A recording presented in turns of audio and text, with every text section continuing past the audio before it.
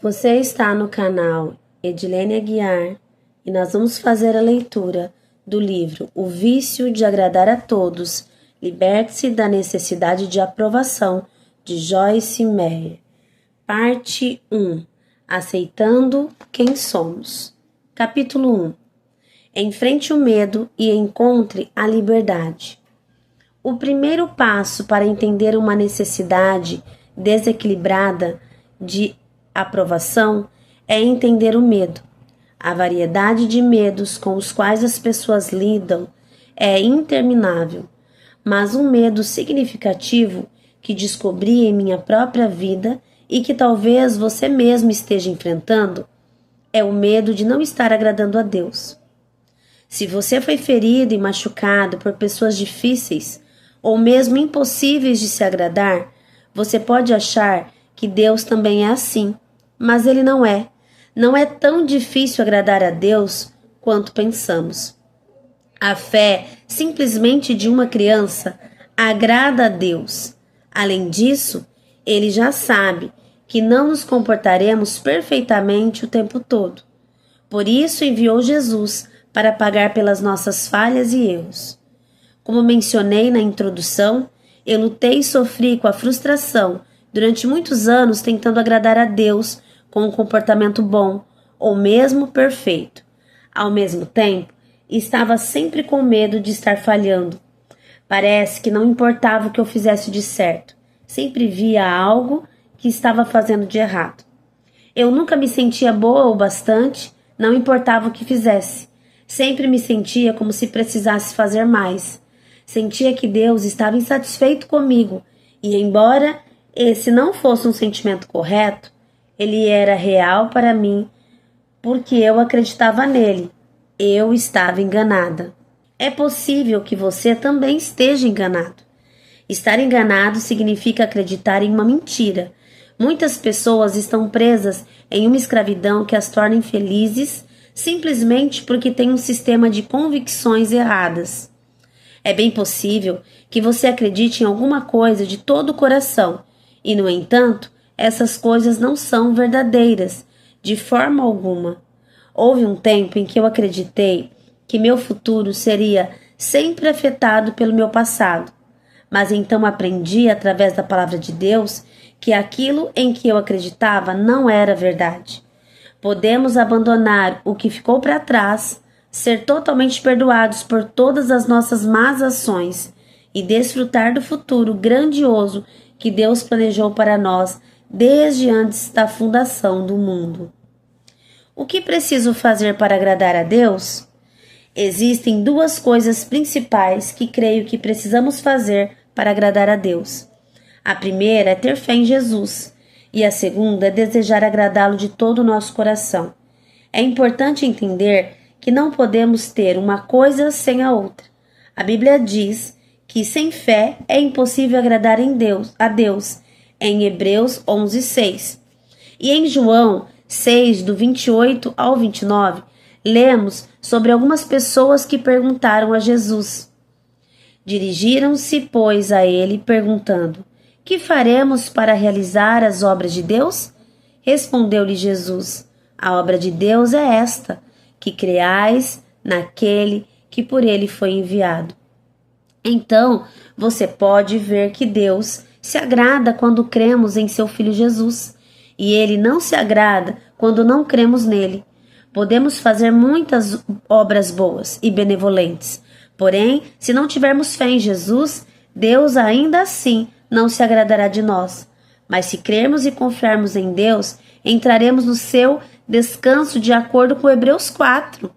Então, nos sentiremos à vontade e confortáveis em lugar de temerosos e ansiosos com a vida. Nós cremos e Deus trabalha. O nosso trabalho, o trabalho do crente, é simplesmente crer.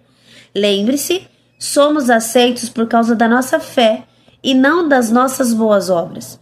Os cristãos são chamados de crentes. Se o nosso trabalho fosse realizar, seríamos chamados realizadores e não crentes. Geralmente, queremos colocar a ênfase naquilo que nós fazemos, mas o nosso foco deve estar naquilo que Deus fez por nós em Jesus Cristo. Podemos nos concentrar no nosso pecado e nos sentirmos infelizes, ou podemos nos concentrar no perdão e na misericórdia de Deus e sermos felizes. Quando entendermos esta verdade, poderemos desfrutar do nosso relacionamento com Deus. Não precisamos viver sob a pressão da aceitação pelo desempenho, seguida do medo do fracasso, cada vez que o nosso desempenho é menos que perfeito. Não precisamos ser viciados na aprovação, nem estarmos prontos para obtê-la a qualquer custo. Se quisermos agradar a Deus de todo o coração, tudo que precisamos fazer é crer no seu Filho Jesus Cristo e crer no que ele diz na sua palavra. Durante muitos anos, vive presa para a armadilha da aceitação, com base no desempenho. Achava que, se me saísse bem, seria aprovada e aceita por Deus e pelas pessoas. Eu não me sentia bem comigo mesma, nem me aceitava, a não ser que meu desempenho fosse bom. Quando não me saía bem, automaticamente supunha que Deus estava me rejeitando por aquilo que era o que eu estava acostumada a ver no meu relacionamento com as pessoas. Mais uma vez, a verdade havia sido distorcida aos meus olhos, por meio de um sistema de convicções erradas. Deus não nos rejeita quando cometemos erros, mas se acharmos que Ele o faz, se temermos que Ele o faça, a mentira na qual acreditamos se torna real para nós. Certa vez tive uma funcionária que havia sofrido muita rejeição por parte do seu pai quando não se saía bem na escola, ou não tinha um bom desempenho em outras áreas. A rejeição com a qual conviveu nos primeiros anos de vida fez com que ela desenvolvesse alguns padrões de comportamento difíceis de entender. Quando seu desempenho no trabalho era simplesmente menos que perfeito, sentia que ela se fechava comigo. Na verdade, eu me sentia rejeitada por ela. Ela não apenas se recolhia, como também entrava em um processo frenético de trabalho, tentando realizar mais coisas. Aquele comportamento realmente me incomodava e dificultava que tivéssemos um relacionamento confortável. Como superior dela profissionalmente, eu temia dar-lhe instruções ou corrigi-la em qualquer coisa, pois sabia, pela experiência, como ela se comportaria. Na verdade, eu temia até mesmo perguntar como estava o desenvolvimento de diversos projetos, porque, se ela não fosse capaz de me dar um relatório perfeito, ficava contrariada, mesmo se eu continuasse calma. Se eu perguntasse como estava indo seu trabalho, a única forma de vê-la feliz e calma era quando ela podia dizer que tudo estava feito e com perfeição. Eu não entendia as atitudes dela naquela época, mas através da oração e depois de nos abrirmos uma com a outra, finalmente descobrimos que ela tinha um medo terrível de ser rejeitada se não tivesse um desempenho perfeito. Embora eu não a tivesse rejeitando, o seu medo de ser rejeitada fazia com que ela se fechasse comigo. Para piorar as coisas, seu recolhimento e seu silêncio faziam com que eu me sentisse rejeitada por ela, como se eu tivesse feito algo de errado. O sistema de convicções dela estava errado, criando uma atmosfera desconfortável, onde Satanás podia operar facilmente. Eu não esperava que ela fosse perfeita, mas ela esperava isso de si mesma. Eu não a estava pressionando, ela estava pressionando a si mesma. Muito embora eu não tivesse contrariada com seu progresso, ela supunha que eu estivesse e reagia de acordo com essa ideia. O comportamento dela realmente me confundia e fez com que eu não desejasse trabalhar com ela. Felizmente, ela finalmente aprendeu a acreditar que eu a amava e a aceitava, embora o seu desempenho nem sempre fosse perfeito. Isso permitiu que trabalhássemos juntos com alegria por muitos anos. Assim como eu havia aprendido antes em minha própria vida, minha funcionária teve de aprender a acreditar no que eu dizia e não no que ela sentia. Precisamos decidir fazer o mesmo no nosso relacionamento com Deus. Precisamos aprender a confiar mais na palavra de Deus do que nos nossos sentimentos. Geralmente, nos curvamos aos nossos sentimentos sem perceber o quanto eles são instáveis e vacilantes. Nossos sentimentos não são uma fonte de informação confiável. Deus nos ama e nos aceita incondicionalmente. Seu amor não se baseia no nosso desempenho. A Bíblia diz em Efésios 1:6 que nos tornamos aceitáveis no amado. Como mencionei anteriormente, é a nossa fé em Jesus que nos torna aceitáveis a Deus e agrada a Ele, e não nosso desempenho. Não estamos vivendo pela fé se acreditamos mais no que sentimos do que naquilo que a palavra de Deus diz. Você acredita no Deus da Bíblia ou no Deus dos seus sentimentos? Desejando agradá-lo em todas as coisas. Todas as pessoas que amam a Deus querem agradá-lo. O fato de termos o desejo de agradá-lo também agrada a Ele. Agradar alguém significa que aquela pessoa pensa bem a nosso respeito ou que somos aprovados por ela. Queremos a aprovação de Deus e não há nada de errado nisso. Na verdade, é necessário ter o desejo de agradar a Deus, pois isso nos motiva a buscar a vontade dele em todas as coisas. As pessoas têm um desejo profundo de agradar a Deus. Podem não se sair bem o tempo todo, mas elas continuam seguindo em frente e sempre têm uma atitude de querer melhorar. Em 2 Crônicas 16:9, vemos que Deus está procurando por toda parte alguém em quem ele possa se mostrar forte, alguém que tenha um coração perfeito diante dele. As escrituras não dizem que ele está procurando alguém que tenha um desempenho perfeito, mas sim alguém que tenha um coração perfeito, um coração que deseja agradá-lo, um coração que se entristece com o pecado e com o mal, um coração que crê nele e na sua disposição e capacidade de perdoar e restaurar. Deus sabe que não podemos manifestar a perfeição. Se pudéssemos ser perfeitos em nosso desempenho, não precisaríamos de um Salvador. E Jesus teria vindo em vão. Jesus veio para aqueles que estavam enfermos no espírito, no corpo e na alma, e não para aqueles que não tinham necessidade. Leia Lucas 5:31 e 32. É aceitável sentir necessidade. Deus é um Deus de corações. Ele vê e se importa com a atitude do nosso coração, muito mais do que com o nosso desempenho. Eu disse muitas vezes que acredito que Deus prefere um crente com um bom coração e um desempenho perfeito do que um crente que tem um desempenho perfeito, mas o coração impuro.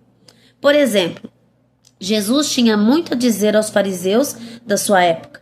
Eles tinham um desempenho correto, respeitavam as leis, seguiam todas as normas e regulamentos e orgulhavam-se disso.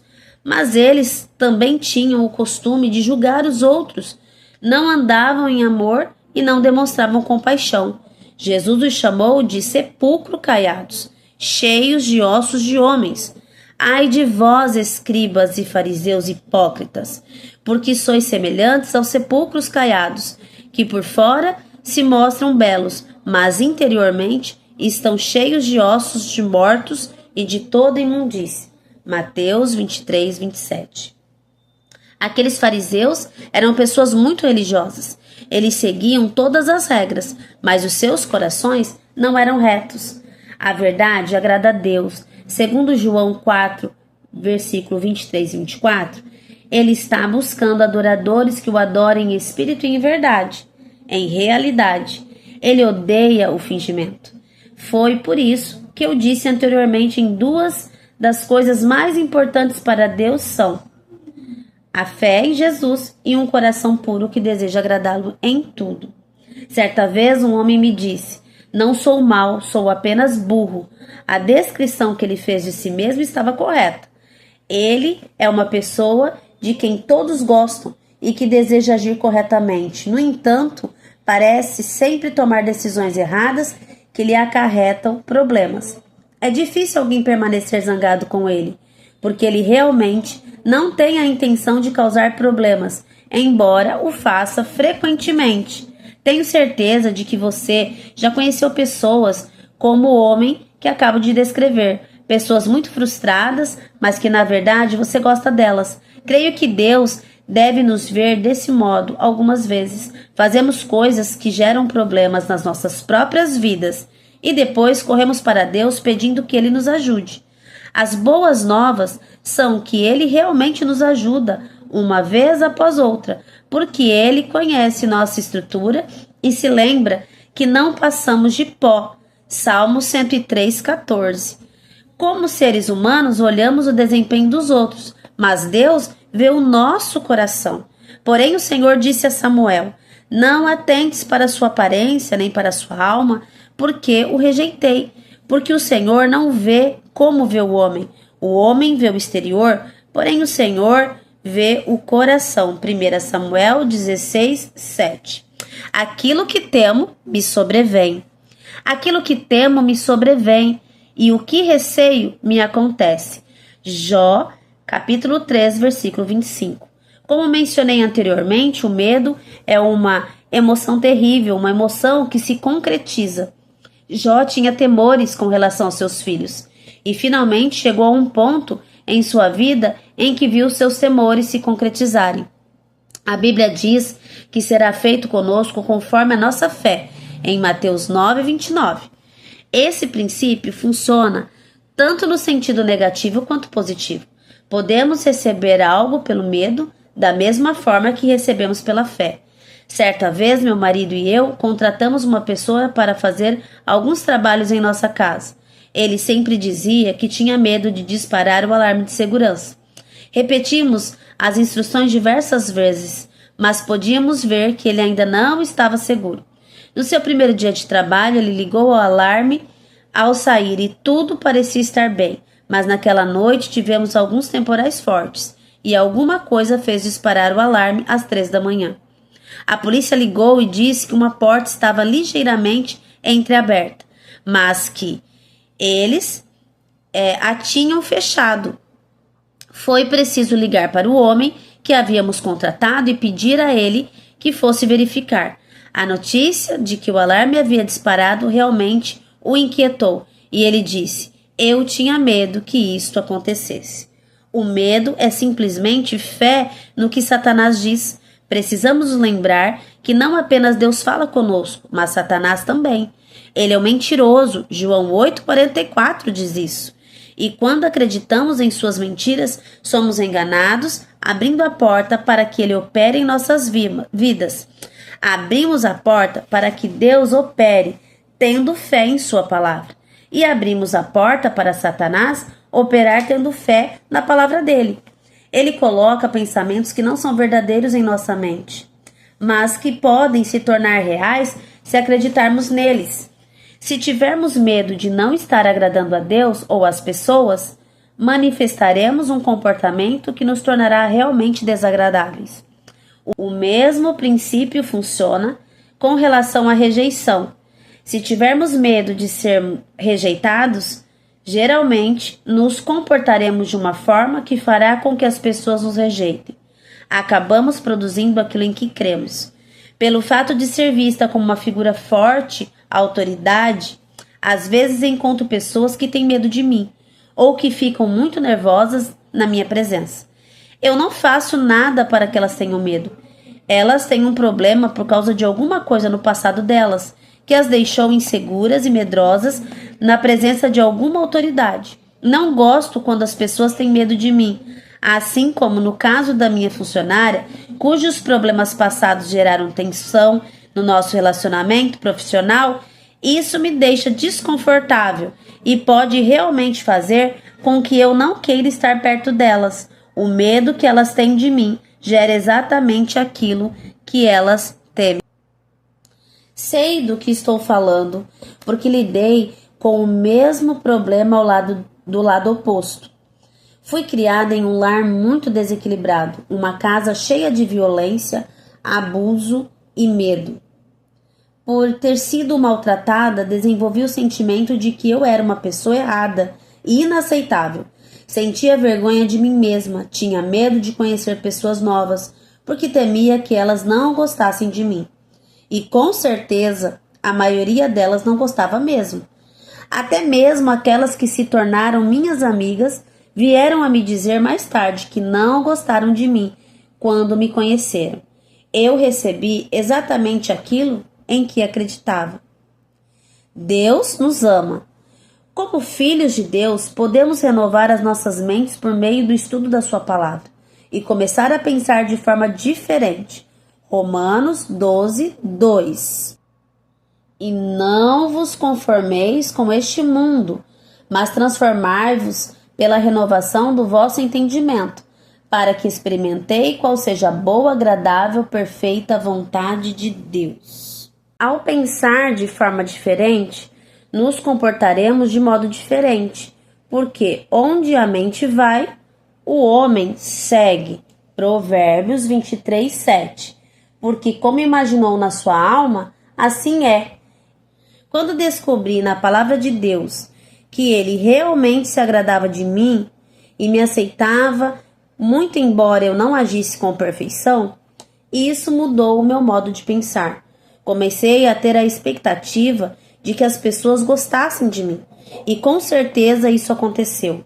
Comecei até a confessar em voz alta que Deus me concedeu o seu favor e que as pessoas gostavam de mim.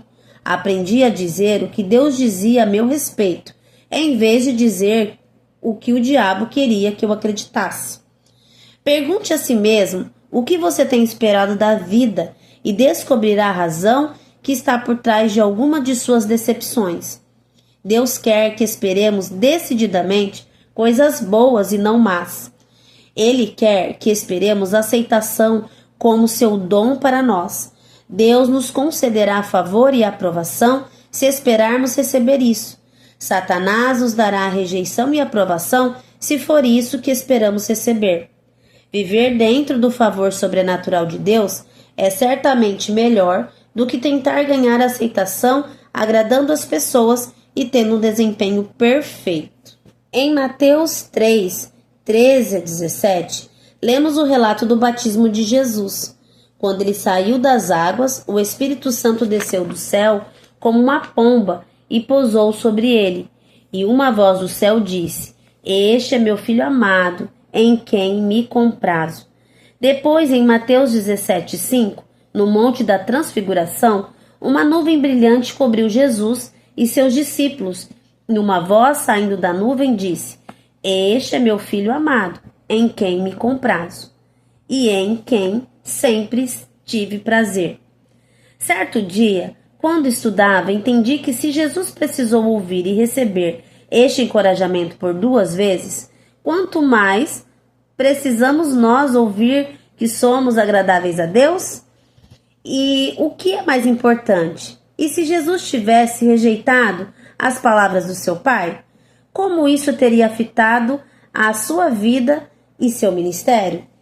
Deus tenta nos dizer a sua palavra e quanto Ele nos ama, que nos aceita e muito embora já soubesse cada erro que cometeríamos, que Ele realmente nos escolheu para si. Efésios 1:4. Assim como, em seu amor, nos escolheu, realmente nos separou para Ele como seus. Nele, em Cristo, antes da fundação do mundo, para sermos santos, consagrados e separados para Ele, irrepreensíveis aos seus olhos e até mesmo inculpáveis perante Ele e em amor. Nós lemos essas palavras, mas temos dificuldade para recebê-las.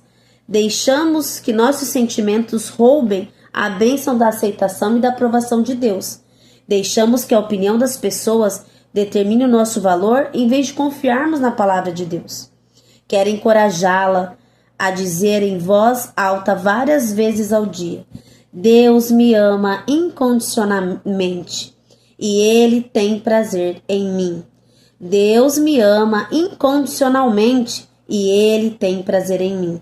A mente rejeita tais declarações, afinal, como poderia Deus, que é perfeito, ter prazer em nós com nossas imperfeições?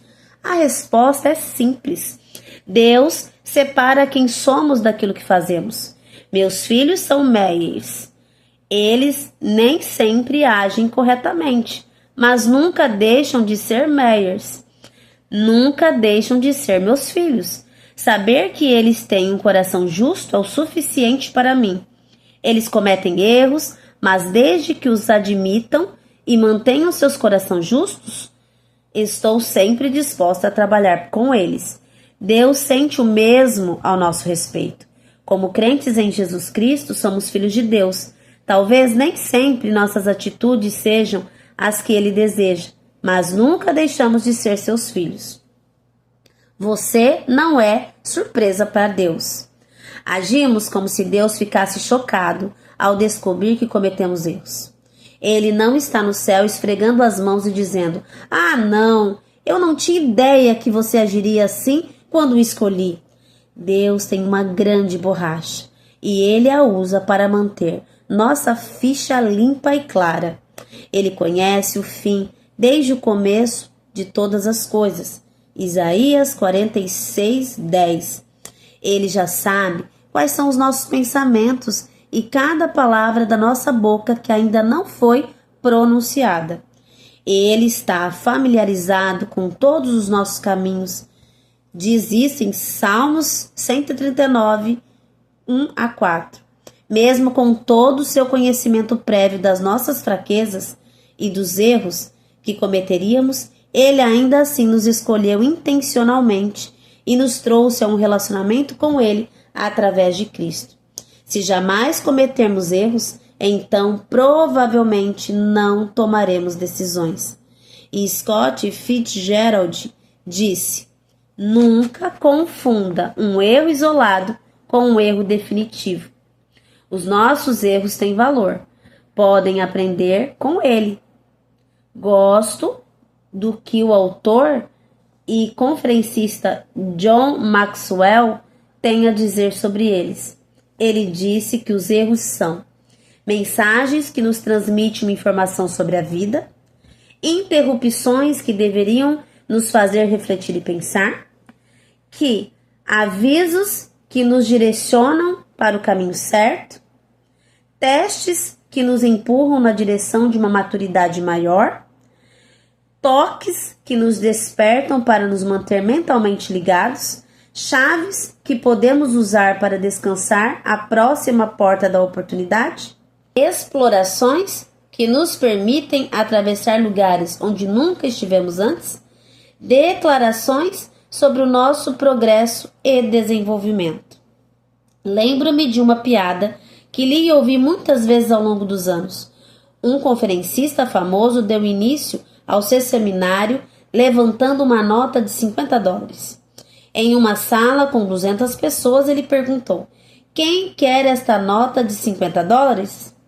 As mãos começaram a se erguer e ele disse: "Vou dá-la a um de vocês, mas deixe-me fazer algo primeiro." Ele começou a amassar a nota, depois perguntou: "Quem ainda quer essa nota?" As mãos continuaram erguidas. "Bem", respondeu ele, "e se eu fizesse isso?" E ele a deixou cair no chão e começou a esfregá-la no sapato. Ele a apanhou, agora toda amassada e suja. "E agora? Quem ainda quer esta nota?" As mãos voltaram a se erguer. Meus amigos, todos vocês aprenderam uma lição muito valiosa. Não importa o que fiz com o dinheiro, vocês ainda o querem, porque ele não diminuiu ou perdeu o seu valor. Ele ainda vale $50. Muitas vezes em nossa vida caíamos, somos amassados e esfregados no chão pelas decisões que tomamos e pelas circunstâncias que se apresentam diante de nós.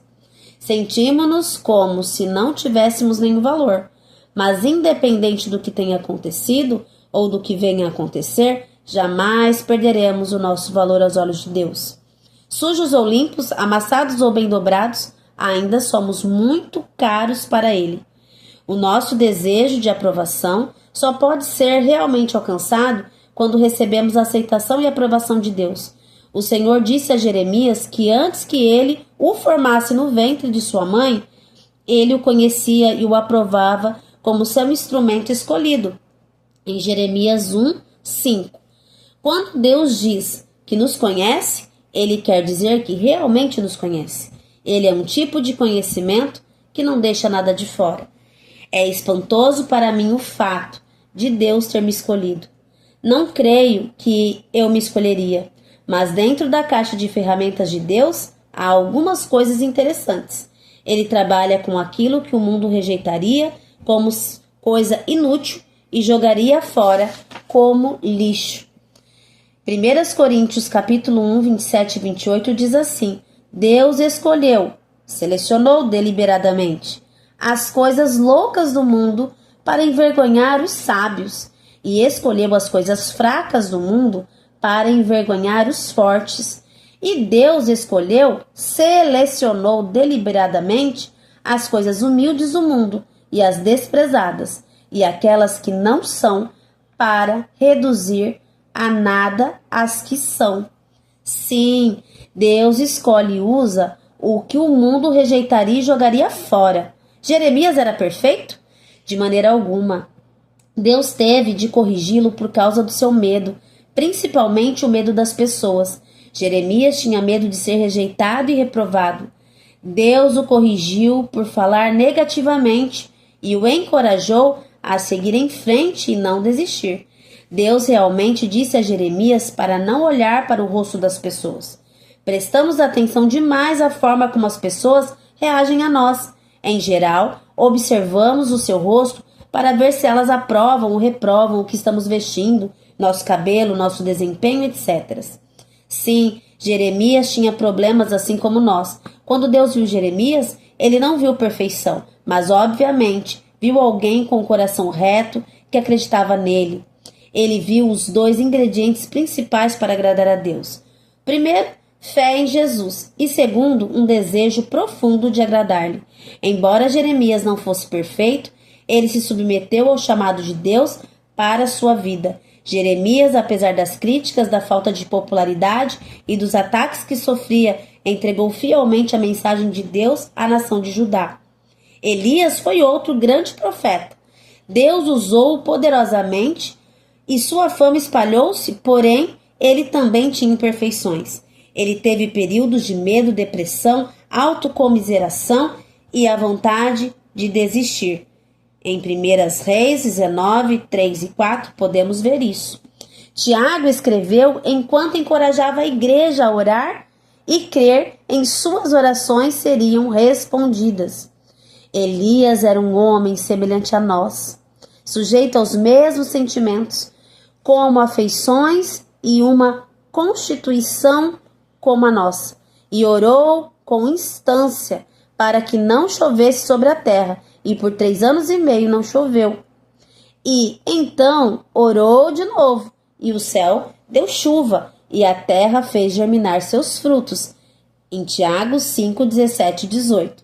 Jesus queria deixar claro que mesmo pessoas imperfeitas podem orar e Deus ouvirá. Porque ele faz isso? Por que ele tem prazer na fé? Ele tem prazer na fé e em um coração justo. Deus não se surpreende com o nosso comportamento humano. Na verdade, ele tenta nos dizer o que devemos esperar de nós mesmos. Tiago 4,14 diz: que é a nossa vida? Sois, na verdade, apenas como neblina, um sopro de fumaça, uma névoa, que aparece por instante e logo dissipa no fino ar. Uma voz diz: clama, profetiza. E alguém pergunta: o hei de clamar? A voz responde: proclama. Toda a carne é erva, e toda sua glória, sua bondade, sua vontade, sua boa vontade e graça, por ser melhor que seja, é transitória, como a flor da erva. Seca-se a erva e caem as flores, soprando nelas o hálito do Senhor. Na verdade, todo o povo é erva. Isaías, capítulo 40, versículos 6 e 7. A carne, o homem, é como um sopro de fumaça, ou uma folha de grama. Está aqui por um período muito curto e não muito estável. Deus sabe disso e não tem nenhum problema quanto a isso, porque Ele está disposto a trabalhar através de nós e a se manifestar, mostrar forte na nossa fraqueza. Na verdade, a Bíblia declara que a força de Deus se mostra mais eficaz na nossa fraqueza. segundo aos Coríntios 12, 9. Deus não tem qualquer problema em saber aquilo que nos falta. Somos nós que temos problema em relação a isso. Temos dificuldade em admitir para nós mesmos ou para qualquer pessoa que somos imperfeitos. É importante para nós sabermos o que podemos fazer, mas é ainda mais importante que saibamos o que não podemos fazer. Precisamos enfrentar as nossas fraquezas e não nos sentirmos mal a respeito. Levante-se todos os dias, ame a Deus e faça o seu melhor. Ele fará o resto. Lembre-se, Deus não se surpreende com suas incapacidades, com suas imperfeições ou com seus erros. Ele sempre soube de todas as coisas a seu respeito que você só está descobrindo agora. E ele escolheu você intencionalmente para si. Jesus o apresentará inculpável e sem falhas a Deus. E você, se você colocar a sua confiança nele. 1 Coríntios 1, 7 e 8. Quando enfrentamos nossos temores, podemos encontrar liberdade. João 8,32, Jesus disse: a verdade vos libertará. A palavra medo significa fugir de. Não precisamos fugir de nada, podemos enfrentar todas as coisas no poder do Espírito Santo. É hora de parar de fugir, de aquietar-se e ver o livramento do Senhor. Êxodo, capítulo 14, versículo 13. Neste capítulo, falamos sobre o medo. Agora, vamos dar uma olhada no que significa sermos realmente seguros de nós mesmos, em Deus, e como isso nos ajuda a superar a nossa necessidade de aprovação.